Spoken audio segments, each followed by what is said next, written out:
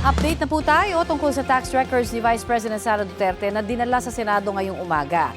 Matapos ipasupina ng impeachment court. May ulat on the spot si Ian Cruz. Ian? Yes, Connie, maaga nga nasa Senado ang ilang taga-BIR para ihatid ang ipinasumpina na tax record ni VP Sara Duterte. Ang record ng Mr. ng Vice na si Atty. Mans Carpio at nasa 19 na kumpanya. 2 red box yung nakita nating dala nila. Tumanggi magbigay ng pahayag ang mga taga-BIR. Formal naman na itong tinanggap, Connie, ng impeachment court sa pamamagitan ng clerk of court ng hukuman na si Attorney Renato Bantog. Sarado sa publiko ang pag-turnover ng mga dokumento. Magbabahagi na lamang daw ng larawan at video ang Senate Impeachment Court.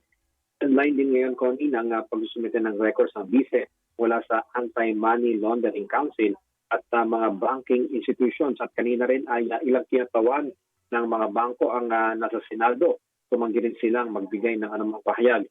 May nakita rin tayo na ipinasok na 4 na box na hindi pa rin nagpakilala kung anong banking institution. Ayon naman, Connie, kay Kabataan Representative Brenico, ang gusto raw masagot na tanong sa mga ipinasumpina na bank sa tax records ay makita ang full picture ng yaman ni VP Sara Duterte. Nasa Senado si Congresswoman Co bilang bahagi ng due diligence ng House Prosecution Panel sa pag-turnover ng mga ipinasumpina ng dokumento. May tiwala raw sila sa impeachment court pero nais lamang nilang matiyak na nadala na sa Senado ang mga ipinasumpina ng dokumento at maobserbahan na nagagawa ang proseso ayon sa umiiral na rules. Wala raw informasyon sa ngayon si Co kung may basbas na ba ng Pangulong Marcos na buksan ang tax records ni VP Sara, pero anya, nariyan man ang authorization o wala, naniniwala siyang may kapangyarihan ng impeachment court na tingnan ang mga dokumento na kinakailangan nila. Balik sa iyo, Connie. Ano ang gagawin at saan dadalhin ang mga makukuhang dokumento ng impeachment court, Ian? Well, Connie, yung impeachment court, sila na ngayon ang kahawak nito at magtatago. Sapagkat, Connie, sa ngayon, pinasumpina pa lamang ito, pero hindi pa nangangahulog ang ebidensya na kaagad ito.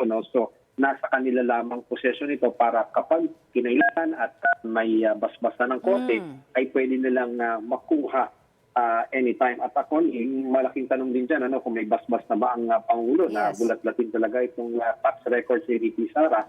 At tinanungan natin dyan si Congresswoman Co, pero sabi niya, personally ay wala pa silang alam kung may pahintulot na nga ba ang Pangulo ko dyan. At we understand, Connie, na habang nag-uusap tayo ngayon ay nagsasagawa pa rin ng mga proseso itong si Secretary Bantog, kasama yung ilang taga-bangko at ang impormasyong nakuha natin, hindi lang ngayong umaga may mag-submit na mga records, meron ding nakaschedule mamayang hapon dahil ginawa daw ng clerk of court ay hindi pinagsabay-sabay itong schedule ng mga bangko para siyempre ma-accommodate sila ng mas mabilis kung may specific time sila na schedule sa pagpunta dito sa Senado ko.